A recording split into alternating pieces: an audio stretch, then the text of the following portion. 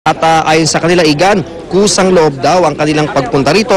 Wala raw itong halong kabayaran. Ayan nga, Igan, hawak nila yung iba't ibang mga placard na sinasabi nila na walang kasalanan ang dating Pangulo na naging napakamatulungin daw sa kanilang mga mahirap. Mula yan, Igan, sa iba't ibang bahagi ng Metro Manila, meron tayong balita na may mga kabalan din ang ating dating Pangulo na nagtungo dito sa Pasay City. Igan, sa Cuneta Astrodome, kung saan nga ang pwesto sana ng mga anti-Gloria ay mga pro-Gloria rin ang ating nakita. Bitbitin nila yung mga placards na nagsasabing hindi raw dapat husgahan kaagad ang dating Pangulo. Igan, yung mga taga-Special Action Force ng PNP ang nakita nating ilan sa mga nagbabantay sa mga pro-Gloria nito. Ang mga nasa Astrodome ay pinalilipat na sa mga sandaling ito, Igan, dun nga sa unang pwesto na napuntahan natin malapit sa EDSA Rotonda upang sakaling dumating na yung mga anti-Gloria ay hindi naman sila mag-abot. Sa mga sandaling ito, Igan, ay tinataya nasa 1,000 pro-Gloria na ang naririto ngayon sa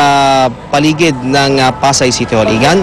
Iyan, may nakita ka bang sa kabilang panig naman na protester there, yung mga anti-Gloria? May papunta rin ba dyan?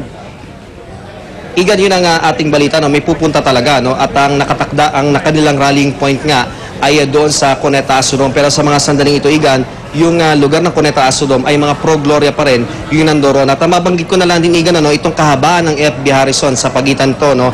ng US Embassy, yung tirahan ng mga taga-US Embassy tsaka nitong Pasay City Hall. Hindi ito, Igan, nadadaanan ngayon ng mga pampublikong sasakyan. Ito yung mga pampublikong sasakyan, Igan, umiikot doon sa Ross Boulevard. Ano, kung galing ka sa Libertad, ikot ka ng Ross Boulevard patungo doon sa EDSA and vice versa. So pinapayuhan natin yung ating mga kababayan na kung maiiwasan itong lugar na to, ay iwasan na dahil sa mga sandaling ito. Very tight na yung security, napakaraming pulis, maraming rallyista, kaya hindi sila makakadaan sa bahaging ito, Igan. Okay, maraming salamat, Ian Cruz. At abangan niyo po ang mga karagdagang detalye pa rin kaugnay ng biyahe ngayon ni Pangulong Arroyo papunta po ng Pasay RTC. Magbabalik po ang unang hirit. Unang hirit, ang saya-saya. Sa unang hirit, unang hirit, unang hirit. Gas up at Catex today and get 3 pesos off per liter on gold or silver with Techron, or 1 peso and 50 centavos off on diesel with Techron from 7 a.m. to 7 p.m. in the following Caltex stations.